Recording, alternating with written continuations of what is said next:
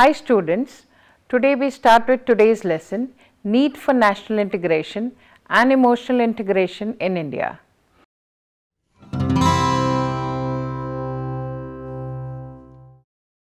The completion of this lesson will make the learner understand the concept of national integration, the importance and relevance of national integration in Indian society, the need for national integration in Indian society.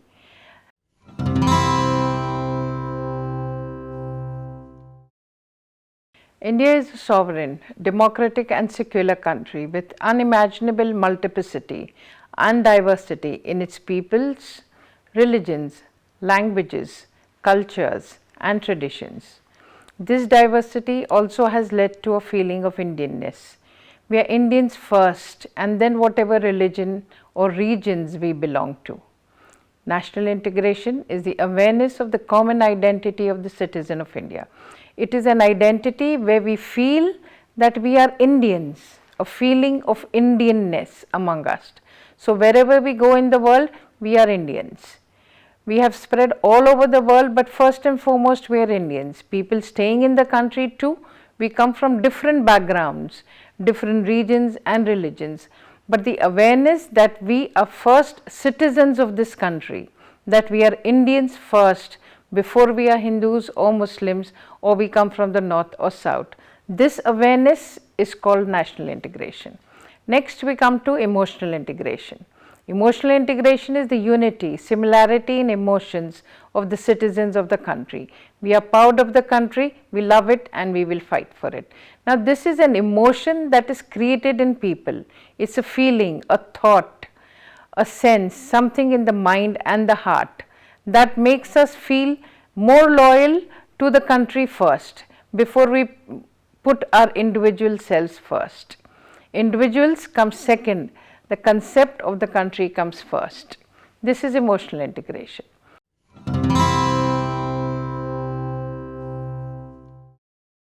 Go in detail about national integration, let me explain the concept of what is national integration. National integration is the bond that holds the diverse people of a nation together. It imbues the people with a sense of oneness and brotherhood. We are Indians first and foremost, then we are Hindus, Muslims and others. National integration keeps the entire country strong despite the differences in culture, language and economic disparities. An integrated nation will always progress towards development and prosperity. Emotional integration is the unity, similarity in emotions of the citizens of a country. We are proud of a country, we love it and we will fight for it. Nations are built on the strength of integration. Without integration, both national and emotional, in each section of its population, the country cannot make any progress. There is great power in integration. Even a strong enemy can be defeated on the strength of integration. Integration will create in us a sense of feeling oneness about a country. Emotional and national integration places the nation first. We are citizens of India, Indians. The feeling of Indianness should supersede all other feelings of sectarian, religious, language, regional that divide all of us. We may come from different parts of the country, from different cultures, different traditions, speaking different languages, practicing different religions, going to different places of worship. That makes us different, but in this difference lies our strength. There is unity in diversity, as it is said. So, this unity will give us national integration. We are all integrated into one concept of being an Indian.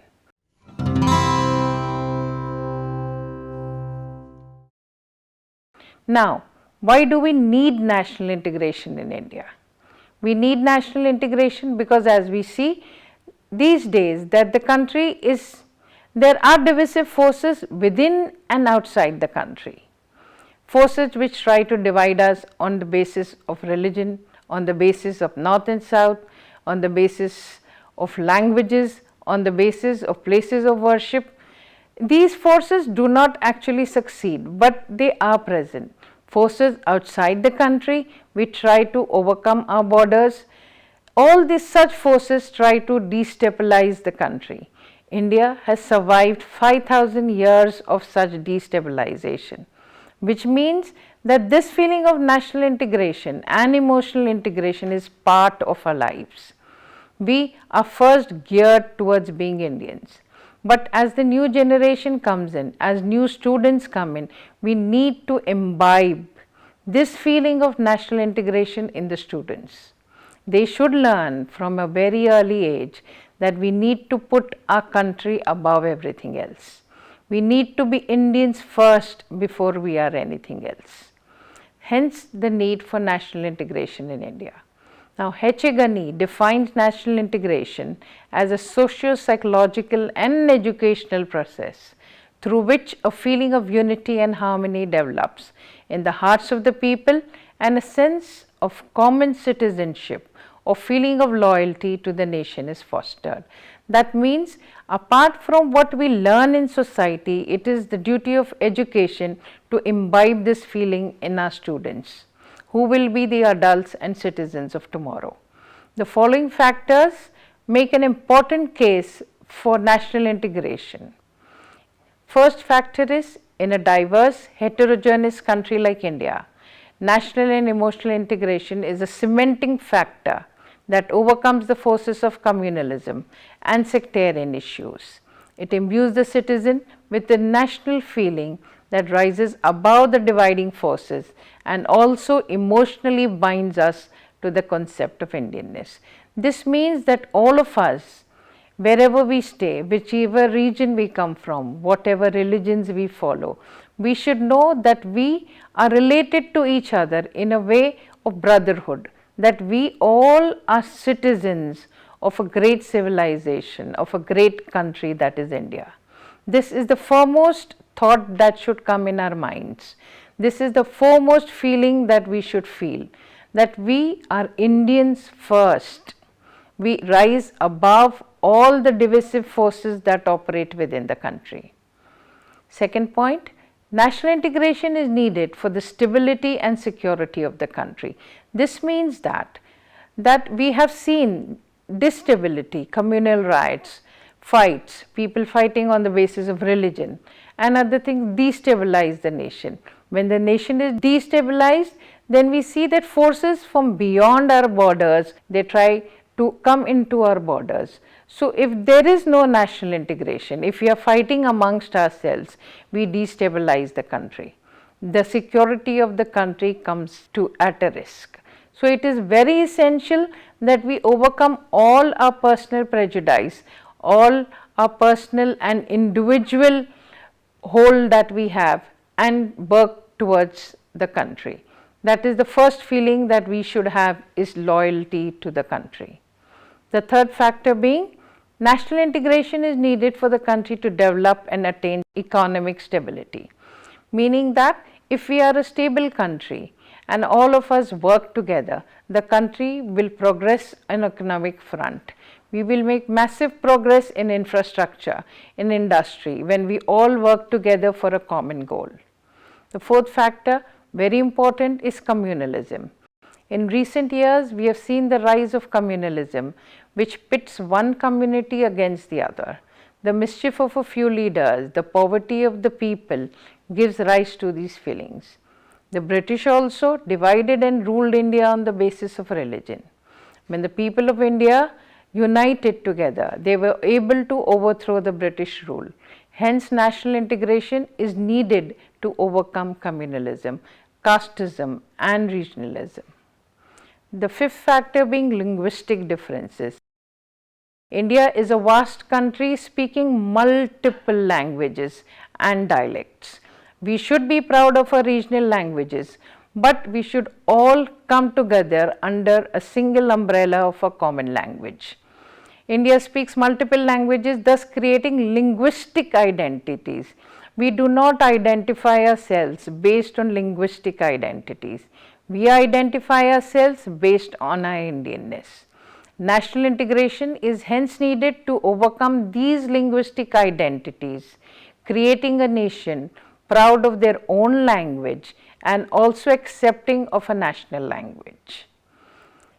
Sixth point is existence of a national identity. The various identities that we have in the form of the regions we come from, in the form of the religions we follow, the dress we wear, the food we eat, the prayers that we take, the prayer halls that we go to, all of this makes all of us different and distinct from each other. All this distinctiveness does not divide us though. We have a national identity which is a combination of all these identities. We are Indians first. Existence of the national identity indicates that national integration is needed to preserve the cultural heritage of the country, the unique identity that the country possesses. Seventh point, national integration is needed to believe and have faith in the democratic political system of governance of the country. When we have the foremost feeling in our minds of loyalty to the country, then we believe in its form of governance, we believe in democracy, we elect our own leaders, we make our own rules and laws and legislations. We believe in the political format of the country. National integration is needed to overcome the disruptive forces within the country, forces that try to divide the people along caste, religion and region. An equal social order, eradication of the class struggle is only possible when there is national integration. 10th, defense of the nation. The country will be defended from outside elements encroaching on our borders only if the citizens are united against the enemies. National integration helps create a feeling of patriotism and love for the country, which in turn helps defend the country in times of stress. Now, this feeling of national integration, it makes us so strong, it should be so strong that no outside force or any neighboring country should feel free to encroach on our borders or try to come in. When we fight among ourselves, we make ourselves weak. So, this feeling of national integration should be there in all the citizens of India, the feeling that the country comes first. So, national integration means actually that all our differing perspectives, all our distinct identities, all our differences in religion, all come together to form a single one, that is an Indian. National integration is also needed for economic growth and the development of the country, which in turn helps to raise the standard of living of the citizens. If we are fighting amongst ourselves, there is disrupt and divisive forces within the country cannot progress forward. We will have no economic development, no industry will come in. We need to be one, working for the country, which will help economic sustainability, where the poor and the rich can both contribute towards the country's economic growth.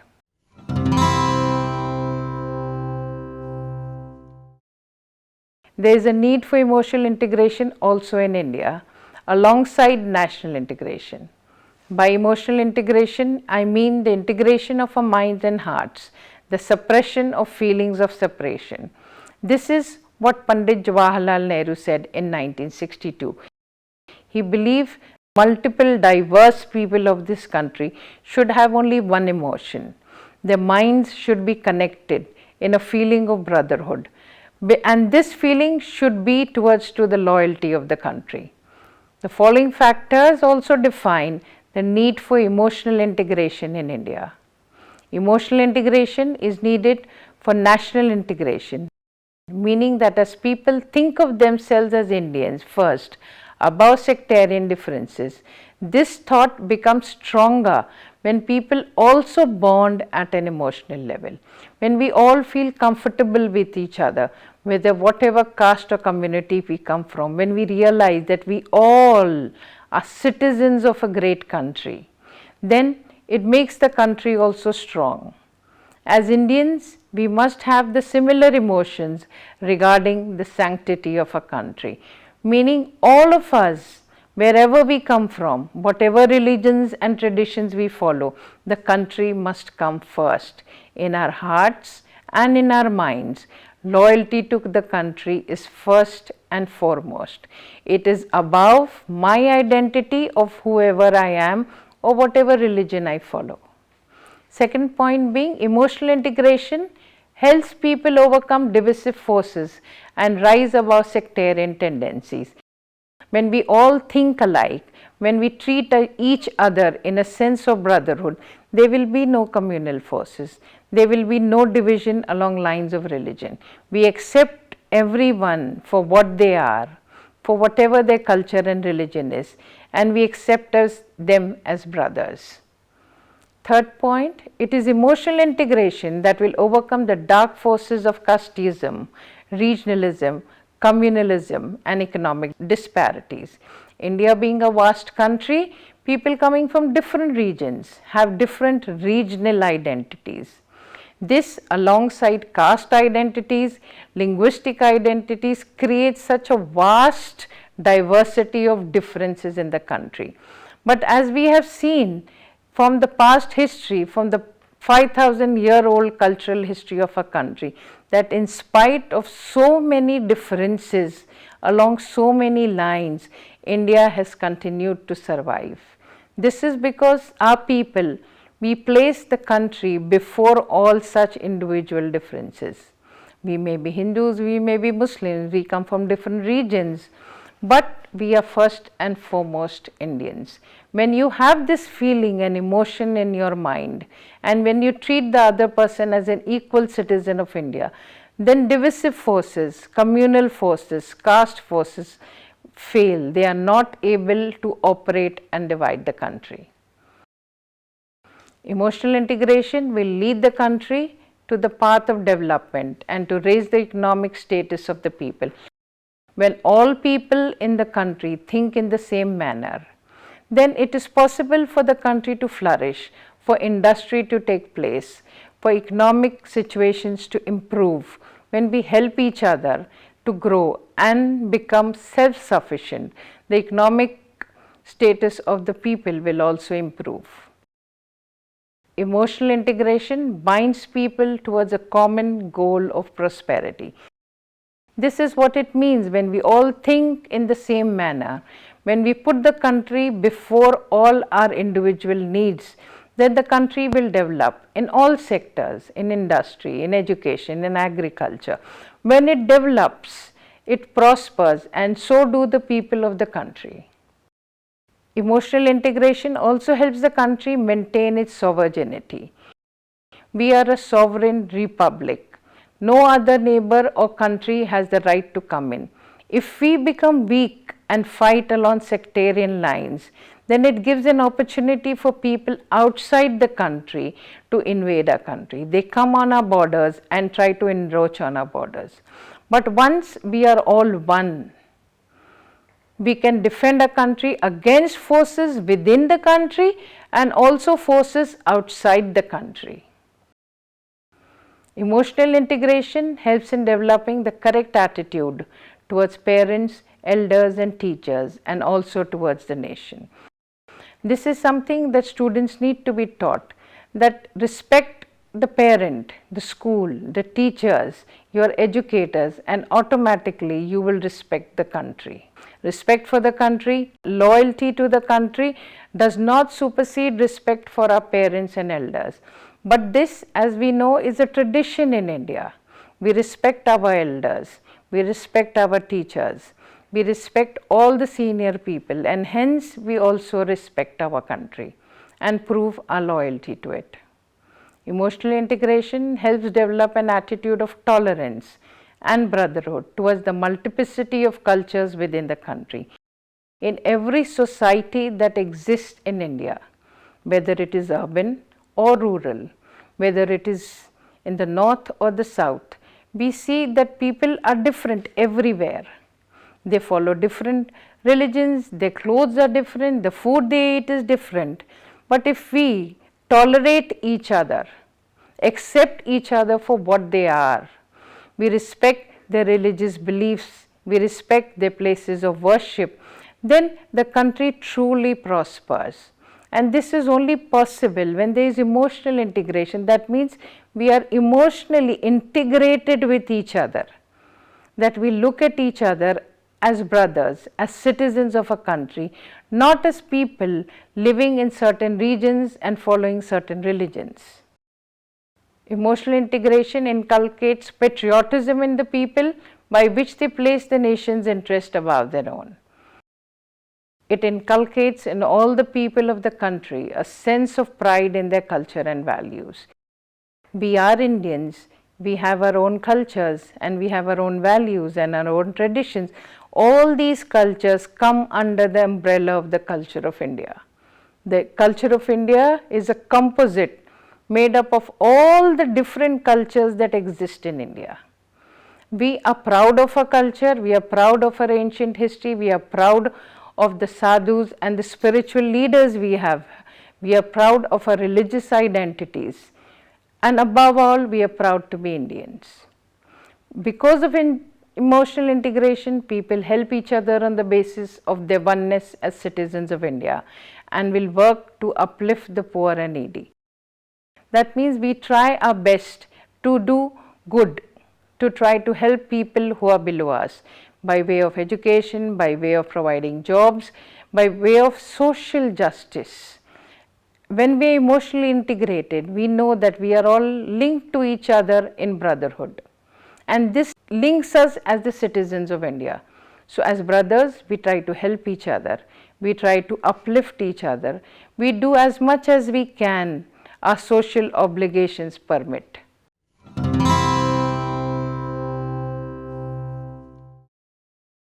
India is a vast country with a diverse in its culture as it is vast in its geographical size.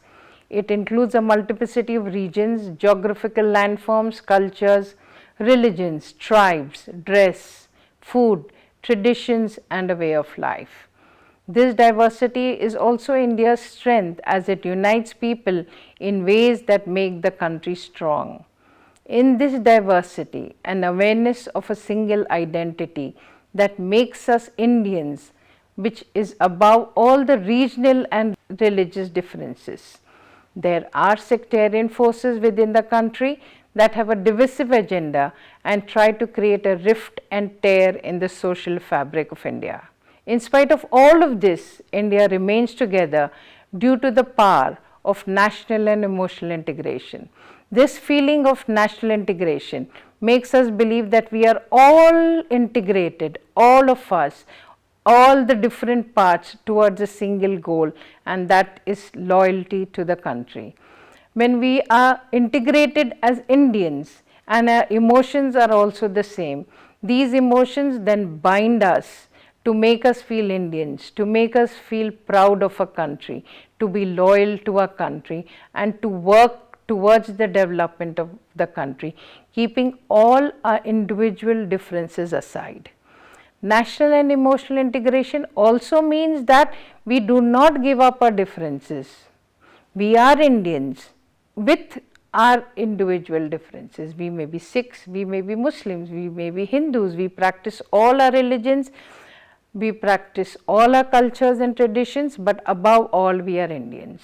So there is a unity in diversity. We keep our differences and we are also Indians. This awareness of unity amongst the people of the India, that we are citizens of India's first and foremost, is national integration. Emotional integration is the unity in thought and emotions of the people. Together, national and emotional integration make a formidable combination that makes India the country it is. Hence, it is very important and the need of the hour that all of us in the country, the adults, that we think in a manner that we are first and foremost Indians, and we inculcate this in the students that we will teach, in the citizens that will come tomorrow, that in spite of all the differences that exist, differences that make us unique to whatever religion or region we come from, but these differences are not greater than the feeling of Indianness, that we are Indians first and foremost, along with all our differences. and we are emotionally bound to each other. We are emotionally bound in such a way that we think that the country is most important and we are all linked in a brotherhood. This link makes us work together. It makes us helpful to each other. It makes us tolerant of each other. It makes us accepting of each other. We accept our differences, respect our differences, but we keep these differences aside when it comes to the matter of the country. So we are first Indians, we are loyal to India, and we are patriotic. There is a greater need for this concept to become more and more aware in the society because of all the divisive forces that are working inside and outside the country. But as we have seen before, that India is a very old cultural country. We have a 5,000-year-old history during which we have been invaded and gone to war with so many countries. People have come and ruled over us and gone for 200 years, for 400 years, but they have not been able to eliminate our identity. We are neither Mughals nor are we British. We are Indians. We were Indians before these people came and we are Indians now. So, underlying all this, there is a feeling that we are Indians first. We welcome people from different countries, different religions, make space for them, and we live with them. We accommodate them, but we do not become them. We retain our identity of India and Indianness. And this is what we need to teach our students, that whatever comes, whatever the divisive forces that are present, we need to realize that the only abiding feeling that we should have is of Indianness, a feeling that we are all Indians, hence we are equal in the country, that we are citizens of India, that we are bound together by an emotion that makes us loyal to the country, that makes us patriotic, and that also makes us work to uplift our country, the poor in our country, and go towards the path of development.